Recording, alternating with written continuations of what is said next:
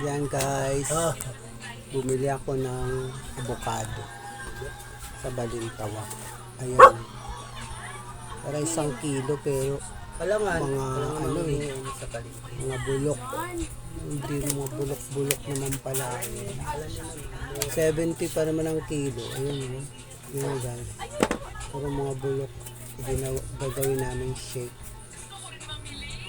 Yan. So, diba? Tapos, pag buklat mo ng isang buo,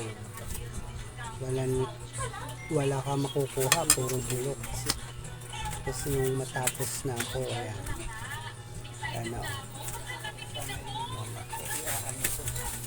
Wala na. Rubber, puro buklot na. Ayan. Ilagay na namin sa blender.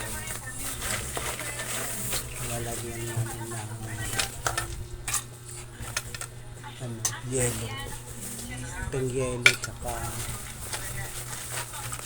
ang buong yelo lang ang ilalagay namin. Ang tube ice. Tube ice lang. Tapos yung tatakpang ko na paanda to.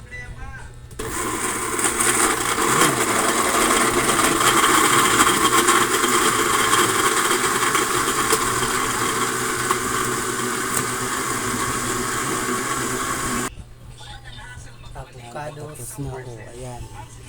Natapos din ang aming avocado shake. Sarap. Sarap naman pala. Ang sarap avocado. Buo pa yung yelo. Nilagay na. Nalagyan ng yelo. Sarap. Sarap. Yummy. Ang sarap ng avocado shake. Kaso parang